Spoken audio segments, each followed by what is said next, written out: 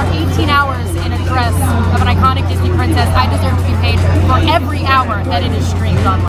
Rachel Zegler just found out about Disney's second reboot of Snow White, and she is in full rage mode. After all the backlash, internet drama, and that $115 million box office flop, you'd think Disney would be cautious. Nope, they lit the fuse again. Rachel has never been one to stay quiet. From subtle jabs to full-on shade, she's dropping hints, throwing fire, and hinting at behind-the-scenes chaos that could blow this whole thing wide open. Back to October 2016, Disney was feeling ambitious and announced a live-action Snow White and the Seven Dwarfs. Aaron Cresa Wilson was brought on to write the script. Then came Benj Pasek and Justin Paul, the musical duo behind La La Land and The Greatest Showman. So naturally, expectations were sky high.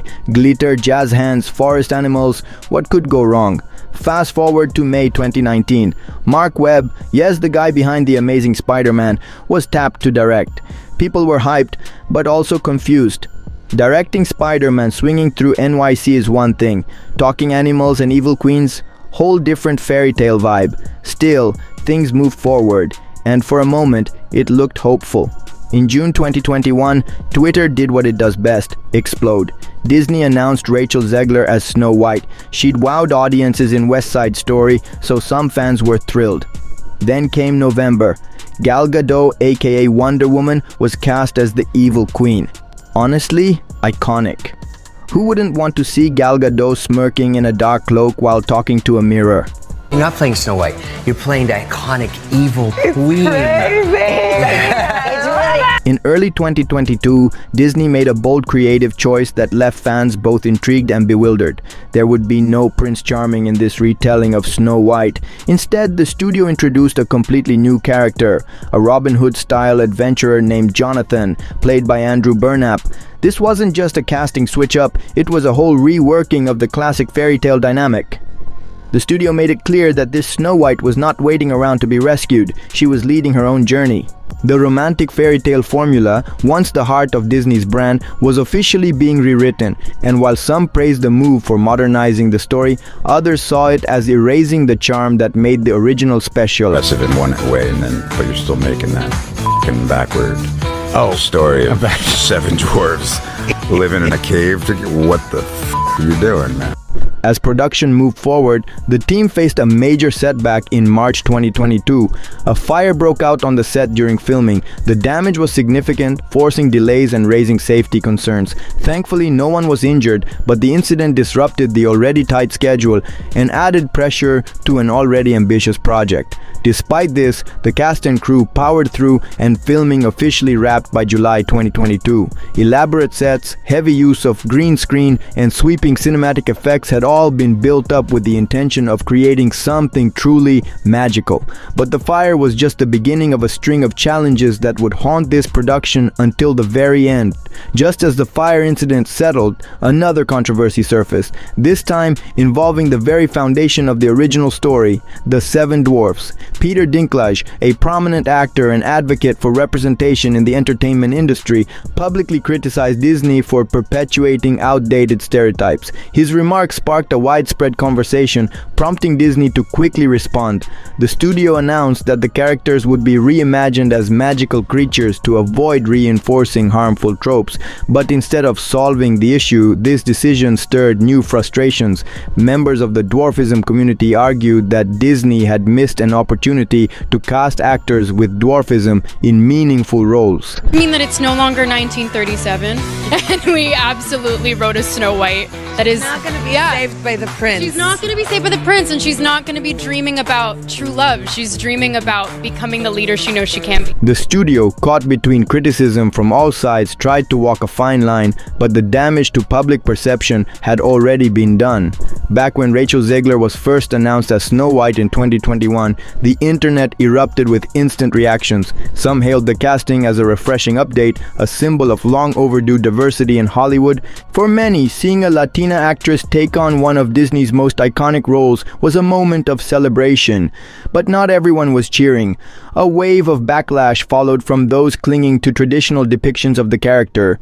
Rachel's race became a lightning rod for online culture wars. Social media platforms were flooded with debates, arguments, and hot takes. Supporters pointed out that the original fairy tale was fictional and had evolved through many cultures.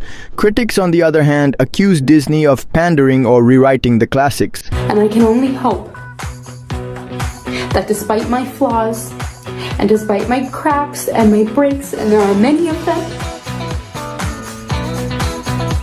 that at every premiere and everything I do, people will wait in line to see.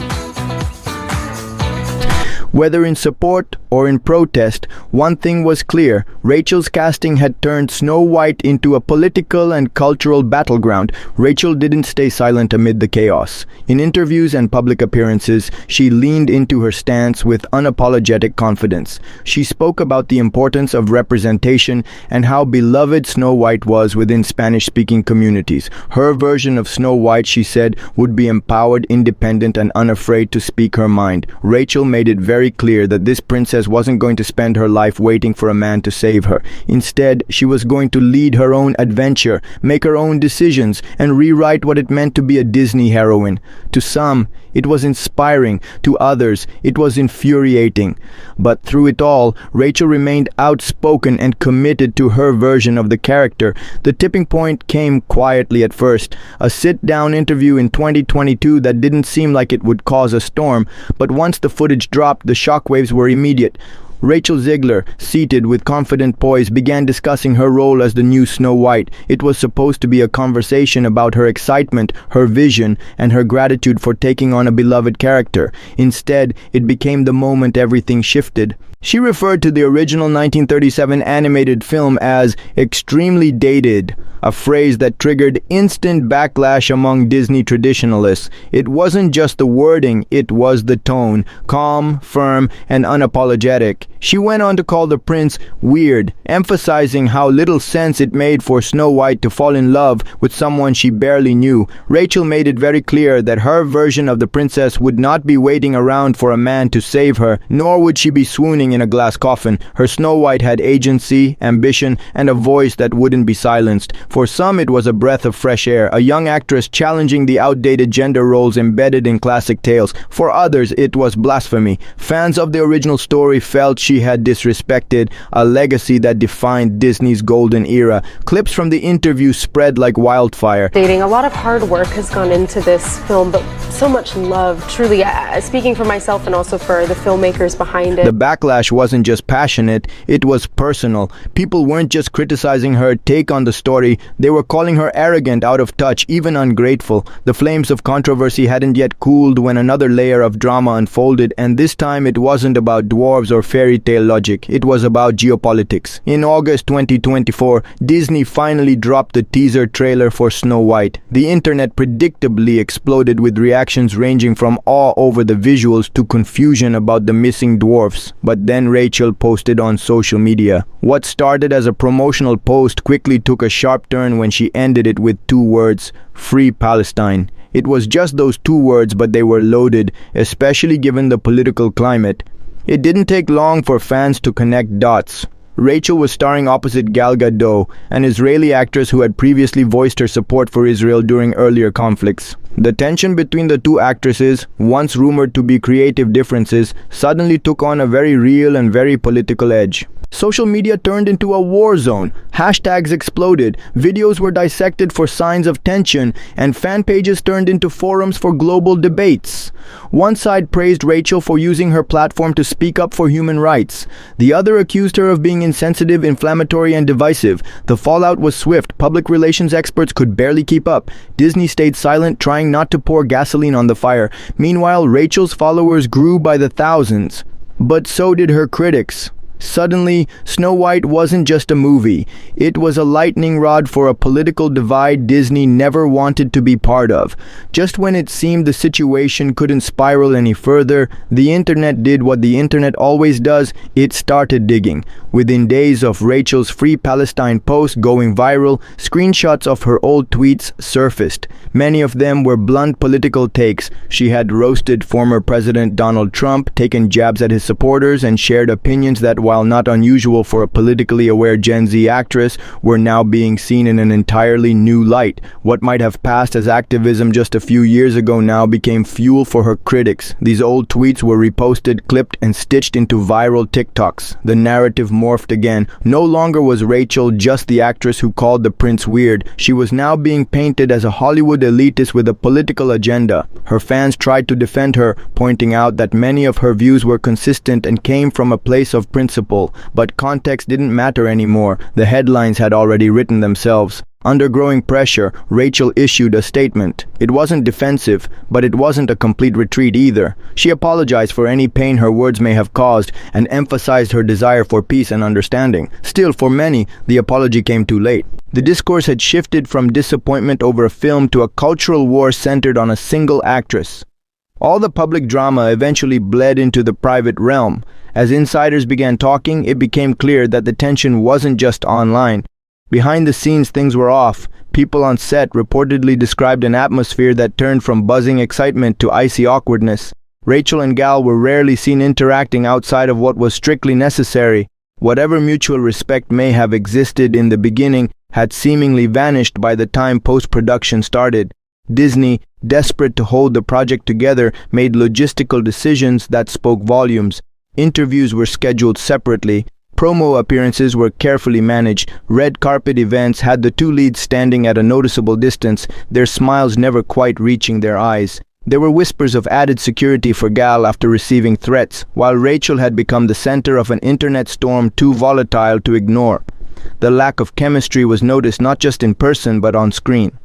Fans started to speculate whether the emotional disconnect between Snow White and the evil queen in the film was fiction or just the real-life frostiness leaking through. Disney, despite its reputation for magic, couldn't fully mask the cracks. When Snow White finally hit theaters on March 21, 2025, there was cautious optimism. The trailers had drawn enough curiosity, and the controversy, while exhausting, had undeniably kept the film in headlines. Oh, this song could be pretty cool. This is like an anthemic, inspiring, motivating. Like, come on, can I get you? Like, you can do it. Let's go. Let's do this. But then came the numbers, and they weren't kind. Opening weekend brought in only $42.2 million domestically, far below the $55 million target Disney had quietly hoped for. Overseas returns were just as underwhelming, adding another $45.1 million to the pot. With a total global debut of $87.3 million, things looked grim. That might have been fine for a smaller film, but Snow White wasn't a small film. With a production budget between $240 and $270 million and a marketing campaign that flooded every screen and sidewalk, Disney had gone all in, and now they were looking at a loss that could stretch past $115 million. Critics were lukewarm. Rotten Tomatoes gave it a 42%. Metacritic handed out a flat 50. CinemaScore audiences responded with a B+, which wasn't disastrous, but not strong enough to carry word of mouth. The movie wasn't a total disaster in terms of performances. Many praised Rachel's singing, Gal's elegance, and the visual ambition, but no one could figure out what the movie was trying to be. Was it a musical, a feminist revision, a fantastical adventure? It felt like all three and none of them at the same time. And worst of all, it didn't feel like magic. In the aftermath, everyone tried to do damage control. Rachel gave interviews where she stood by the film's message and emphasized that it had heart. She acknowledged the criticisms, but said she was proud of what they'd accomplished. Gal, ever the diplomat, said all the right things about teamwork, creativity, and storytelling, but the air around the project remained heavy. Something had been lost, perhaps even before the cameras rolled, and the ripple effect was immediate. Disney had big plans for their live-action empire. The next major project was supposed to be Tangled, with the team already forming behind the scenes, but after watching Snow White fall on its face, Disney hit pause. Quietly, no announcement, just silence. Executives shifted their focus to Lilo and Stitch and Moana, watching nervously to see if those projects could turn the ship around. What began in 2016 as an ambitious reimagining of a timeless tale had, by 2025, become a cautionary tale of its own. And whether it was the controversy, the vision, the politics, or simply a misstep in storytelling, one thing was now certain: not every fairy tale ends with a happily ever after.